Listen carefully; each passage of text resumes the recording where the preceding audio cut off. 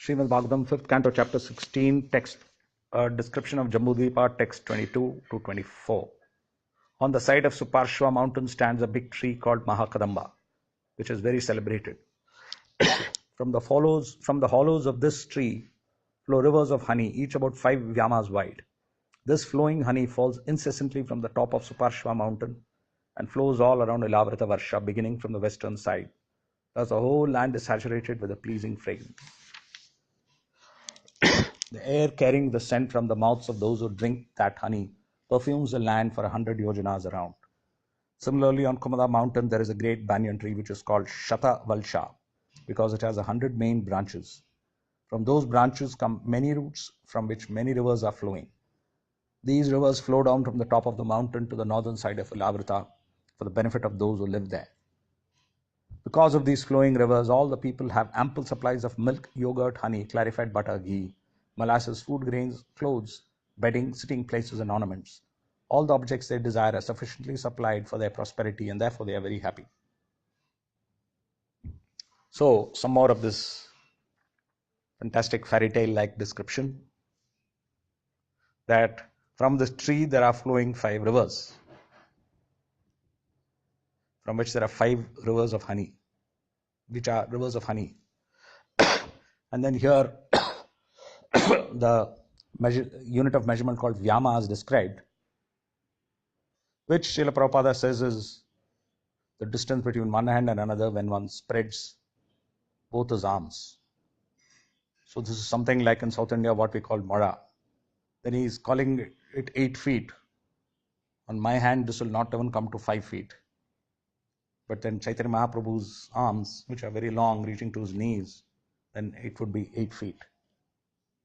Anyway, but these huge rivers with honey constantly falling from the top of the mountain are flowing all around Ilavrita Varsha.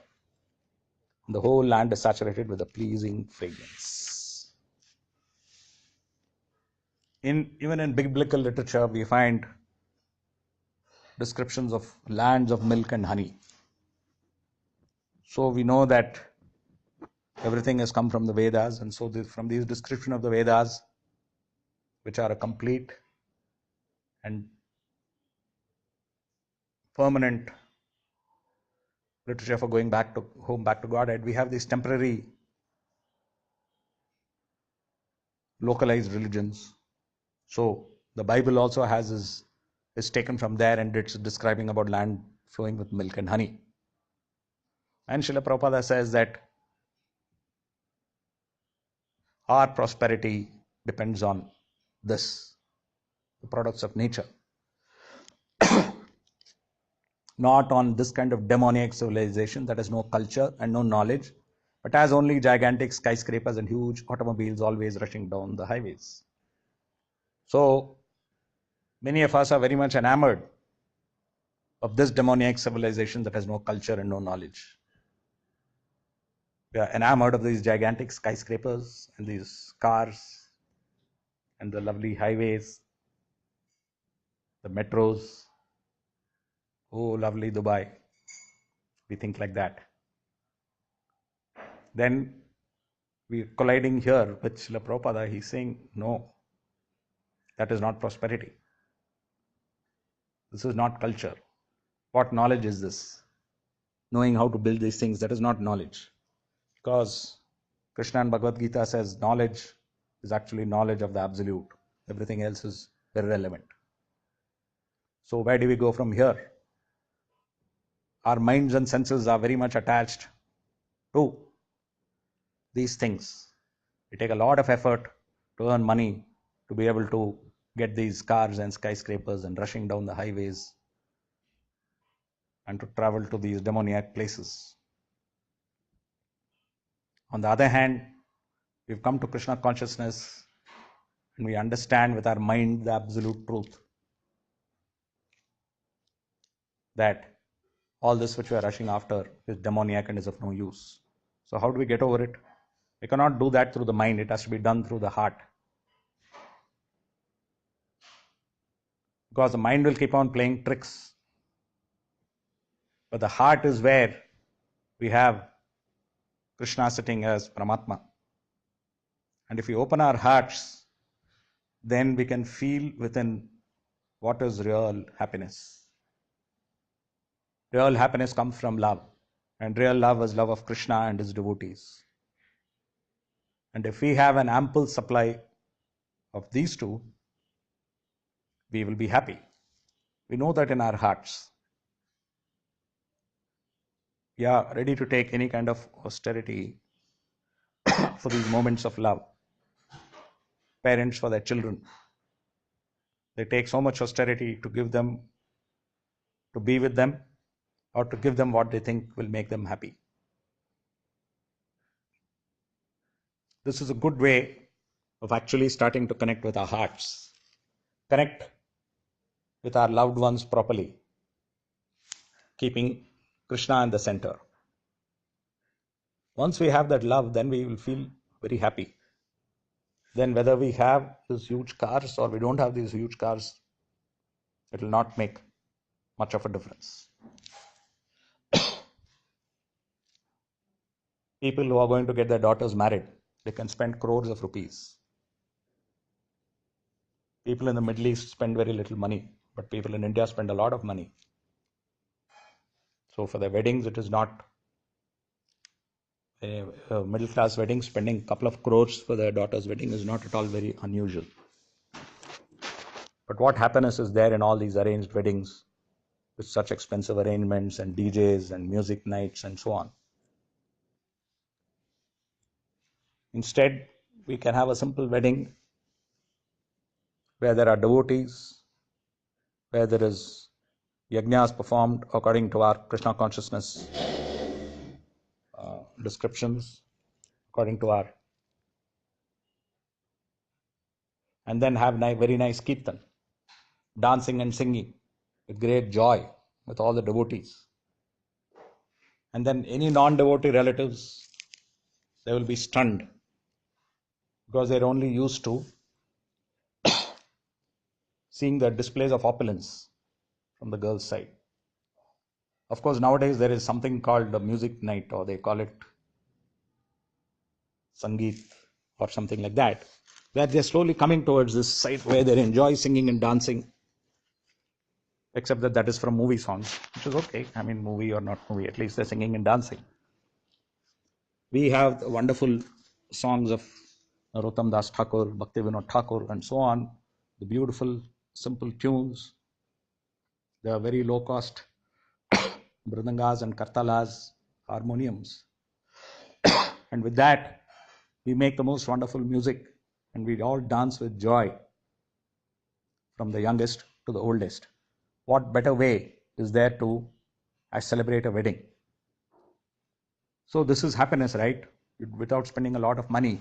Just spend money on getting very nice, lavish prasadam made of ghee, not this refined oil and groundnut oil and all this stuff, made of ghee, very nice milk products, nice prasadam as described in Vaja Bhakta Vatsala Sri Gaura Hari. Make all those things. All the money which you save on those other expensive arrangements, you can spend on this very nice prasadam.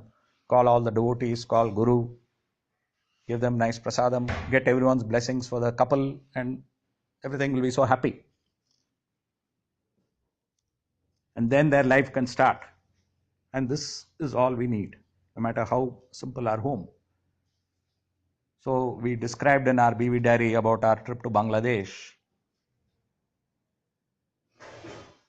And the happiness we got in Bangladesh was not so much the new opulences which they've got in the last 10-15 years. Of course, that made it comfortable. Having nice Volvo buses and nice air-conditioned hotels, it made the things comfortable.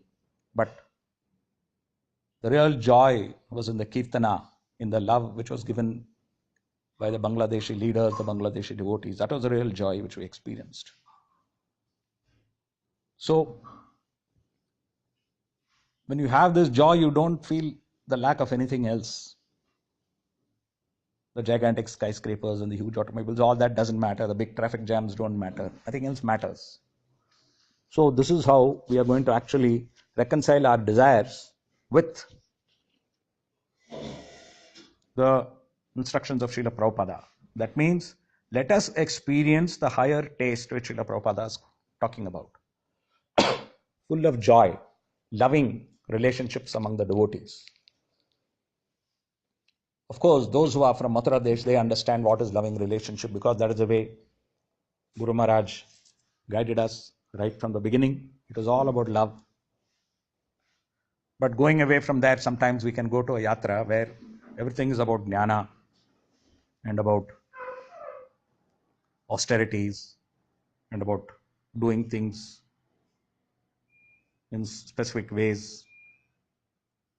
And then we wonder, where is the higher taste?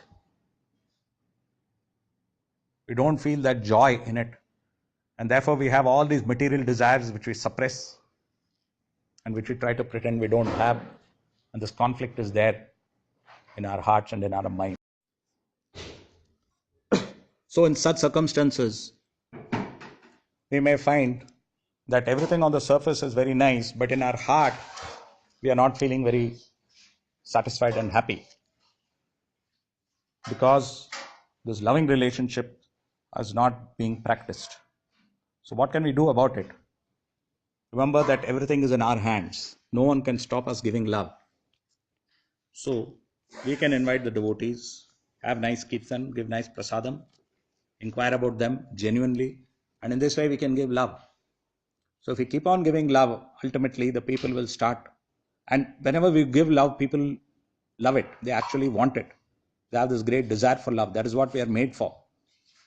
And that is why in the movies of nowadays also, slowly we are finding that there is so much of love being talked about, which overcomes all other problems. This is because Chaitanya Mahaprabhu has prepared the way. And this is the time for Bhakti Vriksha 4G. Give, give, give Gauranga, as Guru Maharaj has told us. So things are getting ready. It is up to us to participate in this revolution by doing this wherever we are. And if we follow these instructions, and people are automatically going to feel so joyful, we are going to feel so joyful. Even the young who have got so many ambitions and desires, don't worry, don't think that your Krishna consciousness comes in the way of your ambitions and desires, or that you have to pay more attention to that. You do this nicely, very nicely. Shravanam, Kirtanam, Vishnu, and very nicely render transcendental loving service to others. Whether it's your friends or your parents or whoever it is, give transcendental loving service. And this giving Gauranga will make you so happy that nothing else will matter. This is what you're going to discover. So we request everyone to take to this very nicely and very peacefully and very happily. Transform the whole world. There's a big revolution in the making. There is a very big revolution. Don't get carried away by the headlines, because the media is controlled by the capitalist, the greedy capitalists who want atheism to spread. So they will try to avoid giving this news. But luckily there is the internet which bypasses the media. So through the internet we can spread this news through in our own physical place we can spread this. And then no matter how much the media gives wrong news, we have all the good news, and we'll have our own network of news, spread around this news and transform the whole world through this love of Krishna which Chaitanya Mahaprabhu has given us. Hare Krishna. Thank you very much.